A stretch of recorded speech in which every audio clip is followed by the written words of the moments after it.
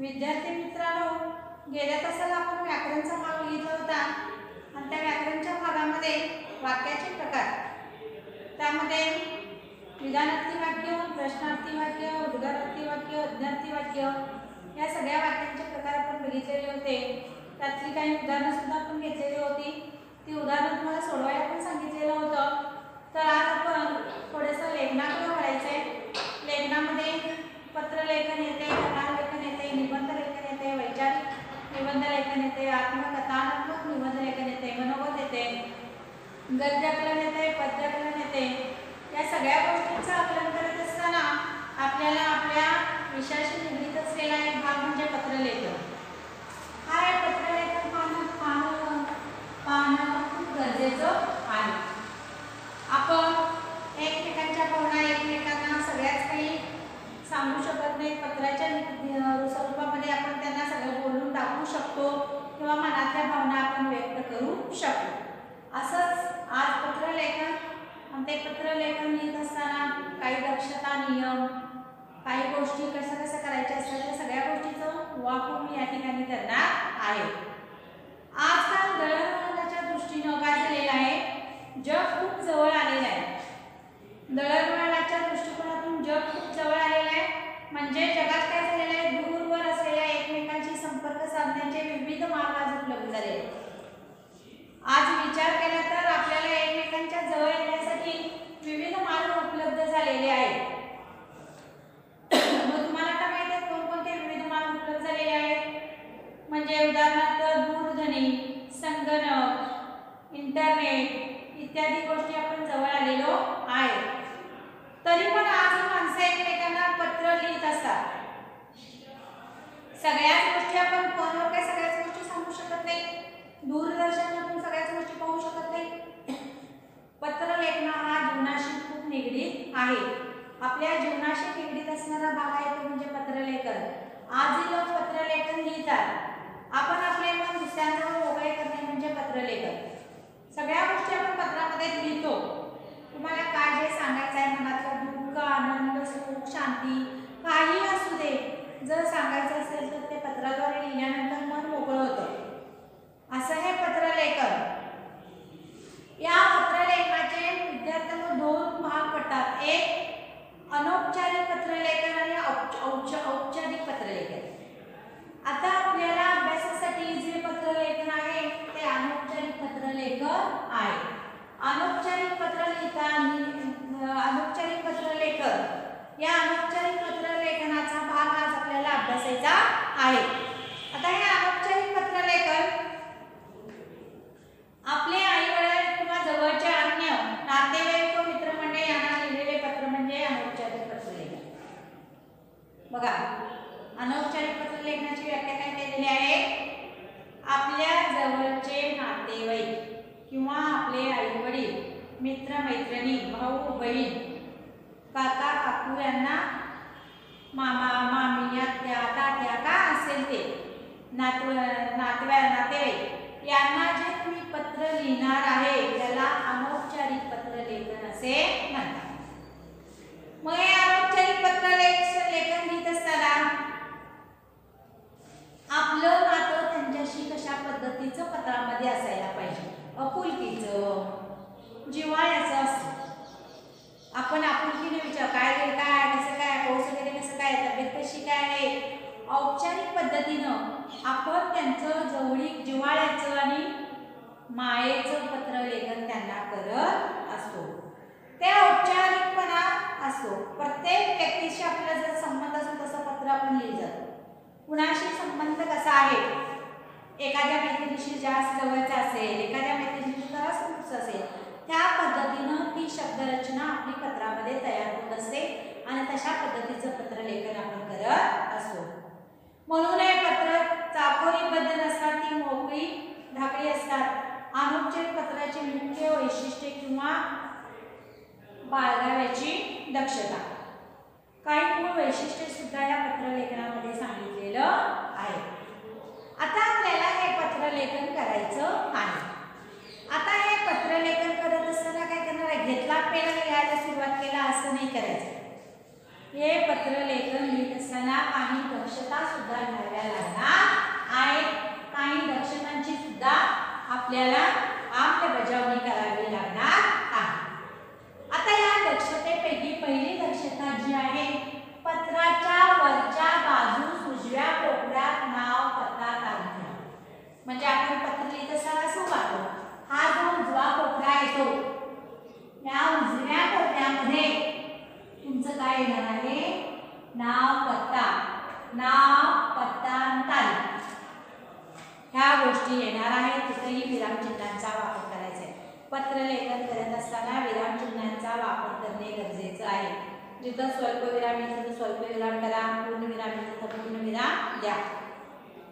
मग पहिला मुद्दा काय आहे, पत्राच्या वरच्या बाजूस, पत्राचा जो वरचा बाजू आहे त्याच्या उजव्या कोपऱ्यात, म्हणजे हा उजवा कोपरा, त्या उजव्या कोपऱ्यामध्ये काय करायचंय बाळांनो, आपलं नाव, त्याच्या खाली आपला पत्ता पूर्ण आणि त्याच्या खाली मग तारीख.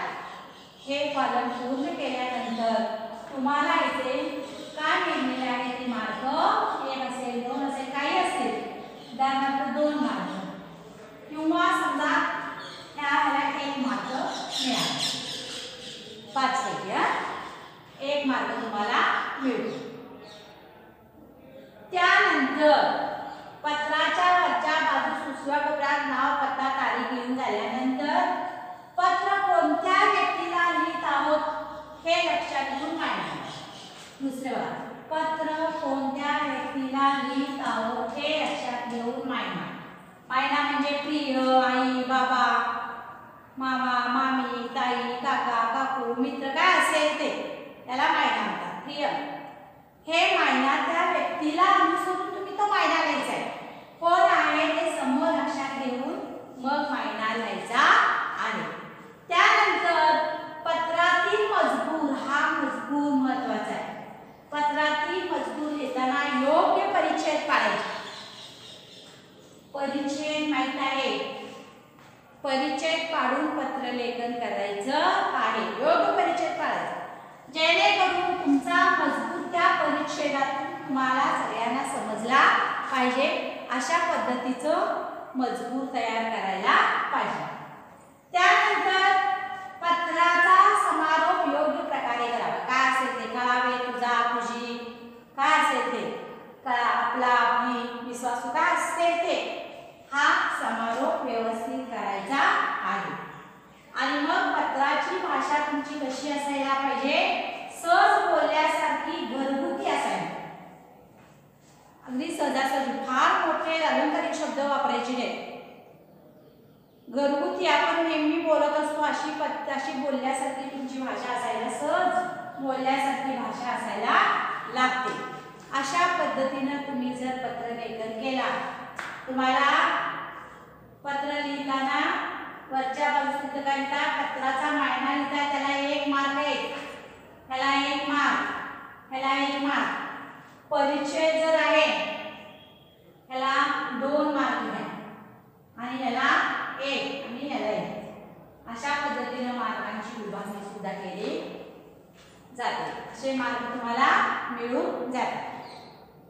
मग ह्या पद्धतीने तुम्ही खरोखरच औपचारिक पत्र लेखन लिहित असताना या दक्षता घेतला तर अतिशय सुंदर तुमचं पत्र लेखन होतं. आणि तपासणाऱ्याच्या मनात सुद्धा असं येतं की यानं अतिशय सुंदर पत्र लेखन केलेलं आहे, याला 1-2 मार्क जादा द्यावेत किंवा त्याचे मार्क कुठेही कमी करू नयेत, त्याला जसेच्या तसे पैकीच्या पैकी मार्क द्यावेत असं म्हणा. आणि भाषा तुमची शब्दरचना, भाषा किंवा स्वच्छ वळणदार अक्षर, ठसठशीतपणा या सगळ्या गोष्टी तुम्ही जर बिंबवला या पत्रामध्ये तर सगळ्यात सुंदर तुमचं पत्र लेखन होतं. औपचारिक पत्र लेखन बघा, औपचारिक पत्र लेखन पण कसं असते, समजा औपचारिक पत्र लेखन लिहित असताना आपण आपल्यापेक्षा वरिष्ठ व्यक्तींना ते लिहायचं असते. मग त्याला अनुसरून तुमचा जो पहिला भाग आहे, कुठल्याही गोष्टीचा वरच्यावर कुठल्याही गोष्टीचा उल्लेख करायचा नाही. वरच्या उजव्या कोपऱ्यात पत्ता लिहिल्यामुळे नाव पूर्ण लिहायचं, त्याखाली पिनकोड लिहा. पत्र लिहित असताना नाव आणि पिनकोड एवढंच करायचं. कुठल्या औपचारिक पत्रलेखन ते पत्रलेखन आपल्याला नाही आहे, फक्त आपल्याला अनौपचारिक पत्रलेखनाचाच विचार करायचा आहे. ज्याला पत्रलेखन करायचं आहे त्याचा महिना त्या व्यक्तीच्या नावाला अनुसरून करायचं आहे. काय संदर्भ असते ते संदर्भाचा उल्लेख करायचा आहे आणि योग्य आणि नेमक्या शब्दात मजकूर लिहायचा, परिच्छेद पाडायचा आहे आणि समारोप आपला विश्वास करून आपल्याला हे पत्रलेखन फक्त जाता जाता मी तुम्हाला सांगायला गेले आहे. जर तुम्ही नववीला गेला आणि तुम्हाला औपचारिक पत्रलेखन विचारलं तर औपचारिक पत्रलेखन तशा पद्धतीने करता येते, पण आपण फक्त ह्या गोष्टींचा आता विचार करायचा, एवढ्याच गोष्टींचा विचार करायचा आहे आपल्या अभ्यासासाठी. अनौपचारिक पत्रलेखन याच्यामध्ये मग आपल्या घरातली सगळी लोक सगळ्या व्यक्ती येतात, नातेवाईक सगळे येतात. अनौपचारिक पत्रलेखनामध्ये नातेवाईक सगळे येतात आपले आणि मग आपले जिव्हाळ्याचे आणि मायाचे संबंध त्यांच्याशी निर्माण होतो आणि अशा पद्धतीनं हे अनौपचारिक पत्रलेखन तुम्ही करत असताना ह्याचा दक्षता घेतला म्हणजे पत्राच्या वरच्या बाजूस उजव्या कोपऱ्यात काय पाहिजे, नाव, पत्ता, तारीख, त्यानंतर दुसरे पत्र कोणत्या व्यक्तीला लिहित आहात हे लक्षात घेऊन महिना तुमचा आणि त्यानंतर पत्रातील मजकूर लिहिताना योग्य तिथे परिच्छेद पाडायचा आहे. परिच्छेद पाडूनच पत्रलेखन करायचं आहे आणि पत्राचा शेवट जो आहे समारोप आहे तो पत्राला अनुसरूनच करायचा आहे. कोण असेल ते, वर तुमचा मित्र असेल तर तुझा मित्र, मैत्रीण असेल तर तुझी मैत्रीण, अशा पद्धतीनं लिहायचं आहे आणि पत्रातली भाषा ही सहजासहजी साधी, सोपी आणि रोज बोललेलीच असायला पाहिजे. अशा पद्धतीनं तुम्ही पत्रलेखन केला तर तुम्हाला खरोखरच अतिशय सुंदर तुमचं पत्रलेखन होईल. आता या ठिकाणी आपल्याला बघा पूर्वी काय सांगितलेलं होतं, पत्रलेखन आई वडिलांना लिहित असताना महिन्यात काय होतं, तीर्थरूप लिहिण्याची पद्धत रूढ होती पूर्वी. तसेच वडीलधाऱ्या नातलगांना तीर्थ स्वरूपाने आपल्यापेक्षा लहान असलेल्यांना चिरंजीव लिहिण्याची पद्धत होती पूर्वी. पूर्वीच्या पत्रलेखनामध्ये हे होतं, आपल्यापेक्षा मोठे जे आहेत त्यांना तीर्थरूप, आई वडिलांना तीर्थरूप लिहायचं आणि वडीलधाऱ्या माणसांना आपल्यापेक्षा मोठे असलेल्यांना तीर्थ स्वरूप आणि लहानांना चिरंजीव लिहायची पद्धत होती. अजूनही काही जण तसेच लिहितात, अजून सुद्धा काही जण काय करतात तसेच लिहितात. मात्र अलीकडे आता काय झालेलं आहे का, तीर्थरूप, तीर्थ स्वरूप व चिरंजीव या शब्दाऐवजी प्रिय हा शब्द मोठ्या प्रमाणात वापरला जाऊ लागलेला आहे. तीर्थरूप, तीर्थस्वरूप, चिरंजीव हे सगळे शब्द आता नाहीसे व्हायला लागलेले आहेत. फक्त एकच शब्द आलेला आहे तो म्हणजे प्रिय. प्रिय हे शब्द मोठ्या प्रमाणात वापरलं जाऊ लागलेलं आहे. इतकेच नव्हे तर अन्य नातेवाईकांना सुद्धा किंवा साठी प्रिय दादा, प्रिय ताई, प्रिय आजोबा, प्रिय आजी, प्रिय काका, प्रिय काकी, प्रिय मामा, प्रिय मामी वगैरे शब्द मान्यता योजले जातात. प्रिय या शब्दातून अधिक जवळीक साधलेले दिसून येते. प्रिय हा शब्द का वापरतात, कारण या प्रिय या शब्दातून खूप जवळीकपणा साधलेला आहे. ह्या शब्दातच एवढं सामर्थ्य आहे की त्याचा जवळीकपणा खूप मोठ्या प्रमाणात साधलेला आहे. अभिवादन दर्शक मजकुरातील आई वडिलांना शिरसाष्टांग नमस्कार, शीर्षा नमस्कार, वान्य ज्येष्ठ नातेवाईकांना साष्टांग नमस्कार किंवा स्नेहपूर्वक नमस्कार हे शब्द लिहिले जातात. तर लहानांसाठी अनेक आशीर्वाद असेही शब्द लिहिले जातात. अशा पद्धतीनं जर तुम्ही पत्रलेखन लिहित असताना या सगळ्या गोष्टींचा विचार करून जर पत्रलेखन लिहिला तर तुमचं पत्रलेखन अतिशय सुंदर होतं. आता आपण एक पत्राचा आराखडा बघितलेला आहे. पत्राचा आराखड्याला उजव्या कोपऱ्याला काय लिहिले आहे, स्वतःचं नाव घ्या, स्वतःचा पत्ता घ्या, दिनांक घ्या, त्याच्या खाली बरोबर खाली लिहा, योग्य महिना लिहा, महिना लिहिल्यानंतर पत्राला अनुसरून योग्य महिना लिहा. त्यानंतर तिथं परिच्छेद पाडून पत्रलेखन लिहायला सुरुवात करा. त्या तिकडच्या कोपऱ्यामध्ये येथे पत्राचा शेवट करा आणि स्वतःचं नाव घाला किंवा सही करा. असा आपल्याला पत्राचा आराखडा तयार करता येतो. पत्राचा आराखडा तयार झाल्यानंतर बाळांनो त्यानंतर तुम्हाला एक पत्रलेखन मी तुम्हाला इथं अभ्यासासाठी देते. तर काय करायचं आहे, एक पत्रलेखन आपल्याला या ठिकाणी घ्यायचं आहे. तुमचा एखादा मित्र तुमच्यापासून थोडंसं दूर आहे आणि तुम्हाला त्याला माहिती द्यायची आहे, मग असं आलं मित्राला माहिती देणारे पत्र लिहा. आता मित्राला माहिती देणारे पत्र लिहा म्हटल्यानंतर हा चार्ट तुमच्या डोळ्यासमोर उभं राहायला पाहिजे. आता मित्राला माहिती देणारं पत्र हे तुमचा प्रश्न झाला. आता आपल्याला काय करायचं आहे, पहिल्या मुद्द्याचा विचार करायचा आहे. पत्राच्या वरच्या बाजूस उजव्या कोपऱ्यात नाव. आता इथे मी एक उदाहरण देते. संदीप साठ 5 शिवमूर्ती बाजार रस्ता कुडाळ 416 520 दिनांक 1 फेब्रुवारी 2016. असं मी त्या उजव्या कोपऱ्यामध्ये सगळं हे माहिती भरून घेतली. नाव, पत्ता, तारीख वगैरे ही माहिती मी त्या कोपऱ्यामध्ये भरून घेतली. त्यानंतर ह्या दुसऱ्या मुद्द्याचा आपल्याला विचार करायचा आहे. कोण आहे? मित्र आहे. मग मायना काय येणार आहे? तुमचा प्रिय मित्र सागर व्यास. त्याचं नाव काय आहे? सागर. मग इथं तुमचं काय येणार आहे? प्रिय मित्र सागर व्यास. मायना तयार झाला. 1 मार्क मिळालं. तिथं तुमचा पत्ता पूर्ण झाला. 1 मार्क मिळालं. 2 मार्क मिळाले तुमचे. त्यानंतर पुढचा प्रश्न, प्रिय सागर व्यास सप्रे नमस्कार. सप्रे नमस्कार. असं तुमचं सगळा डाटा तयार झालेला आहे. आता तुम्हाला मित्राला काय द्यायचं आहे? माहिती द्यायची आहे. ती माहिती काय द्यायची आहे ते मनातल्या मनात तयार करा आणि मनातल्या मनात तयार केल्यानंतर पहिल्या परिच्छेदामध्ये काय लिहायचं आहे, दुसऱ्यामध्ये काय लिहायचं आहे आणि समारोप कसा करायचा आहे याचा विचार करा. आता माहिती द्यायची आहे. पहिला बघा, तुला एक खास माहिती सांगण्यासाठी हे पत्र लिहितोय. पत्राची भाषा सहज बोलण्यासारखी व घरगुती असावी.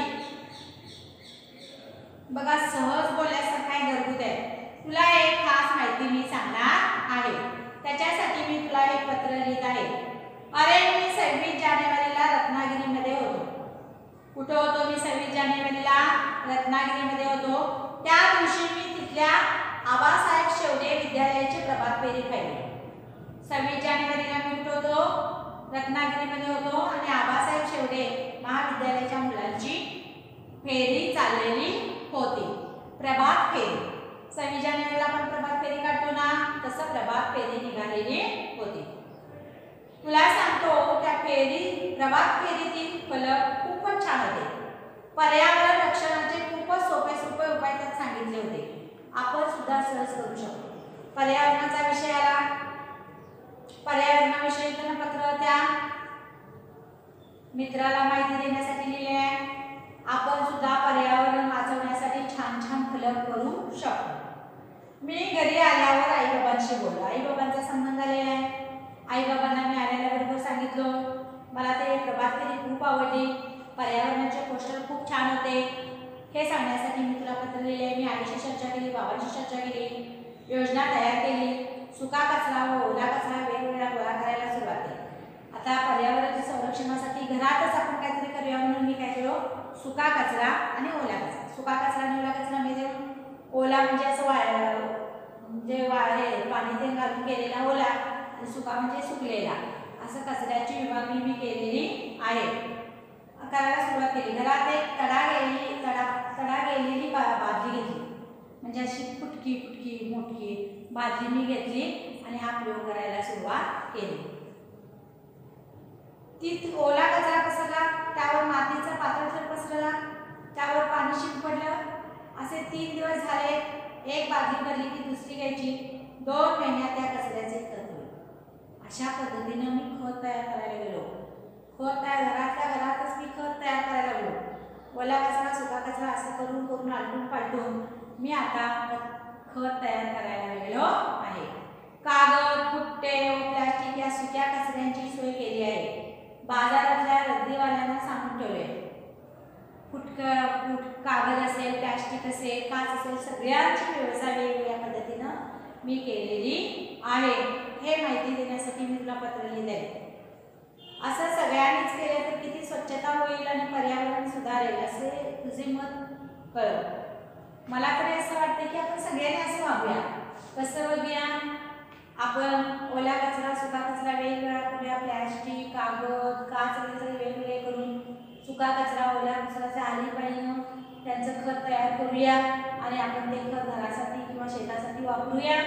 असं सगळ्यांनी जर आपण केलं तर पर्यावरण सुद्धा काय होईल, स्वच्छ राहील, आपल्या तब्येती सुद्धा चांगल्या राहतील आणि आपलं जीवन सुरळीत होईल. तुला हे कळवण्यासाठी मी पत्र लिहिलेलं आहे. हे तुला कळलंच असेल, तसं तुझं मतही मला कळव. तुला मी आता पत्र लिहून सांगितलेलं आहे, त्या पद्धतीनं तू सुद्धा मला तुझ्या पत्रातून ते कळव. माझं मत तुला कसं वाटलं. असं सगळ्यांनीच केलं तर किती स्वच्छता होईल आणि पर्यावरण सुधारेल. तुझंही मत कळव.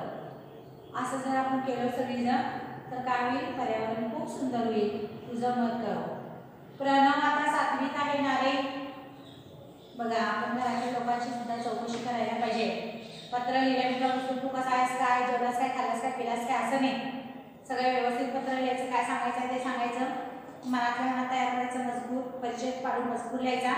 मजकूर लिहिल्यानंतर हे मजकूर झाल्यानंतर बाळांनो काय करायचं, मग तो मजकूर तयार झाल्यानंतर पत्रात उतरवायचं आणि मग घरातल्या लोकांची चौकशी करायला विसरायचं नाही. घरामध्ये लहान असतील तर त्यांची चौकशी करायची, मोठे असतील, आजी आजोबा असतील तब्येत विचारायचं, पाऊस पाणी विचारायचं, काय काय चाललंय विचारायचं आणि मग पत्राचा शेवट करायचा. प्रणव आता 7वीत आहे ना रे. त्याला ओला कचरा व सुका कचरा वेगळा कसा करायचा शिकव. तुला आता मी सांगितलेलं आहे, तू प्रणवला सांग. प्रणव आणि 4 मित्रांना सांगतो. जे 4 मित्र आणि 4 मित्रांना सांगतात ते 4 मित्र आणि 4 मित्रांना सांगतात म्हणजे आपला भारत देश सुजलाम सुफलाम होईल, स्वच्छ राहील आणि अशा पद्धतीने आपण स्वच्छ निसर्गामध्ये राहू. त्याला माझा आशीर्वाद सांग आणि ती म्हणजे तीर्थ स्वरूप काका काकूंना नमस्कार सांग. काका काकू म्हणजे सागरचे आई बाबा, त्यांना माझा नमस्कार सांग. तुझा मित्र संदीप. पत्राचा समारोप इथं शेवटी करायचा असतो. तुझा मित्र संदीप. पत्राची भाषा कशी होती, बोली भाषेमध्ये होती, सहज होती, सोपी होती, सरळ होती. अशा पद्धतीनं तुम्ही जर पत्र लेखन केला बळानं तुम्हाला खरोखरच अतिशय सुंदर मार्क मिळतील. तुमचं पत्र उत्कृष्ट झालं तर 5 फलकामध्ये सुद्धा लावण्यात येईल. प्रार्थनेच्या वेळी मुलांना सांगितलं जाईल, सागरनं किंवा संदीपनं किती छान पत्र लिहिलं सागरला, ते तुम्ही वाचा. तशा पद्धतीनं तुम्ही पत्र लिहिण्याचा प्रयत्न करा. एवढी दक्षता घ्या म्हणजे तुमचं पत्र लेखन अतिशय सुंदर होईल. मग आता एक प्रश्न तुम्ही घ्यायचा आहे आणि पुढच्या वेळी मला ते शाळेत ज्यावेळी येशील त्यावेळी ते पत्र लेखन लिहून दाखवायचं आहे. तुमच्या लहान भावाच्या तब्येतीची चौकशी करण्याचं पत्र लिहा. तुमचा लहान भाऊ आजारी पडलेला आहे आणि तुम्ही बाहेर शिकायला आहे, घरात तुम्ही पत्र पाठवायचं आहे. तुमच्या लहान भावाची तब्येत कशी आहे विचारण्यासाठी पत्र लेखन करा. मग ते पत्र लेखन करत असताना उजव्या कोपऱ्यामध्ये काय घेताय बघा, त्यानंतर मायना कसा घेताय बघा. कुणाला पत्र लिहिणार आहे, आईला लिहा. आईला विचारा लहान भावाची किंवा लहान भावाचं नाव तुमच्या राजेश असेल, राजेशची तब्येत कशी आहे किंवा राजेशला विचारा तुझी तब्येत कशी आहे.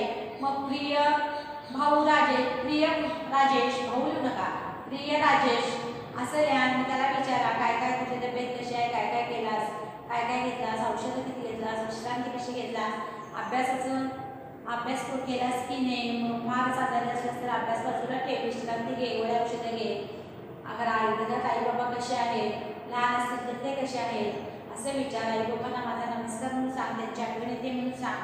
आणि शेवटी कळावे तुझा भाऊ असं लिहा किंवा बहीण असेल तर बहीण लिहा आणि पत्राचा शेवट करा.